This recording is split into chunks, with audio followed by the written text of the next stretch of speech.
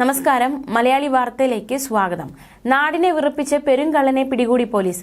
4 ജില്ലകളിലായി വിവിധ മോഷണ കേസുകളിൽപ്പെട്ട് മുങ്ങി നടന്ന കാപ്പ കരുതൽ തടങ്കൽ പ്രതിയെ പോലീസ് തന്ത്രപരമായി അറസ്റ്റ് ചെയ്തു. വെള്ളിയാമറ്റം ലത്തീൻ പള്ളി ഭാഗത്ത് കൊല്ലിയിൽ അജേഷിനെയാണ് ബുധനാഴ്ച രാവിലെ പിടികൂടിയത്. ഇടുക്കിയിൽ കാഞ്ഞാർ, കുളമാവ്, തൊടുപുഴ, കോട്ടയം, പള്ളിക്കത്തോട്, കുറവിലങ്ങാട്, പാലക്കാട്, കല്ലടിക്കോട്, മീനാക്ഷിപുരം, കോഴിക്കോട്, നടക്കാവ്, എറണാകുളം, പുത്തൻകുരിശ് എന്നീ പോലീസ് സ്റ്റേഷനുകളിലായി 18ലേറെ മോഷണ കേസുകളെ പ്രതിയാണ് ഇയാൾ. കുറവിലങ്ങാട് തനിച്ച് താമസിച്ചിരുന്ന വയോധികയുടെ വീട്ടിൽ വെള്ളം ചോദിച്ചെത്തി അവരെ പിടിച്ചുകെട്ടി മോഷണം നടത്തി പിടിയിലായ ശേഷം ഇയാൾ ജാമ്യം നേടി പുറത്തിറങ്ങി. പിന്നീട് കരിപ്പിലങ്ങാട് കട കുത്തി തുറന്ന് മോഷണം നടത്തി മുങ്ങി. അതിനിടെ 2023 നവംബറിൽ ഇയാൾക്കെതിരെ കളക്ടർ കാപ്പ ചുമത്തി. മോഷണശേഷം അന്യ സംസ്ഥാനങ്ങളിലേക്ക് പോയി ഹോട്ടൽ ജോലി ചെയ്യുകയായിരുന്നു പതിവ്.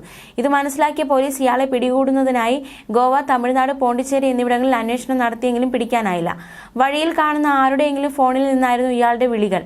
അതിനാൽ പോലീസ് എത്തുമ്പോഴേക്കും ഇയാൾ കടന്നു കളയും. ഏതാനും മാസങ്ങൾ കൂടുമ്പോൾ ഇയാൾ വീട്ടിലെത്തുമെന്ന് പോലീസിന് വിവരം കിട്ടി. ഇയാൾ വെള്ളിയാമറ്റത്ത് വീട്ടിലെത്തുമെന്ന സൂചന കിട്ടിയിരുന്നു. ഇവിടെ എത്തിയ പ്രതി ഓടി രക്ഷപ്പെടാൻ ശ്രമിച്ചെങ്കിലും ബലപ്രയോഗത്തിലൂടെയാണ് കീഴടക്കിയത്. ഇടുക്കി ജില്ലാ പോലീസ് മേധാവിയുടെ കീഴിൽ തൊടുപുഴ ഡിവൈഎസ്പി മുഹമ്മദ് റിയാസിന്റെ നേതൃത്വത്തിലുള്ള പ്രത്യേക സ്ക്വാഡാണ് ഇയാളെ കുടുക്കിയത്.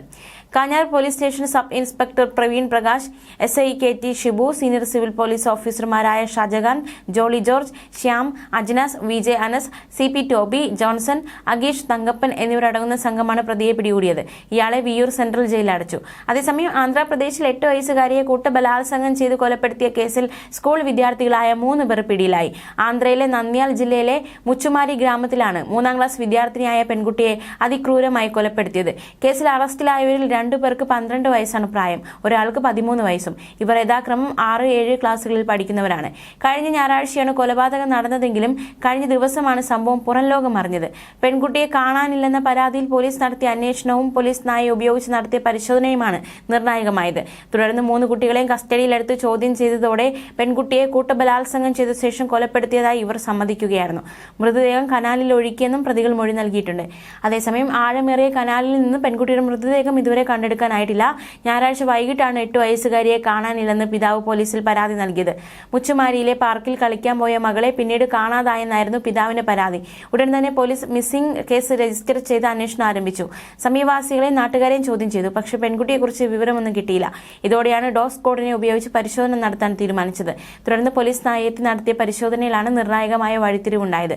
പാർക്കിൽ നിന്ന് മണം പിടിച്ച പോലീസ് നായ ആദ്യം പോയത് കൃത്യം നടന്ന സ്ഥലത്തേക്കായിരുന്നു. ഇവിടെ നിന്ന് പ്രതികളുടെ വീടിന് മുന്നിലെത്തിയാണ് നായ ഓട്ട നിർത്തിയത്. ഇതാണ് അന്വേഷണത്തിൽ വഴിത്തിരിവായത്. തുടർന്ന് പോലീസ് പ്രാഥമിക അന്വേഷണം നടത്തി 3 ആൺകുട്ടികളെയും കസ്റ്റഡിയിലെടുക്കുകയായിരുന്നു.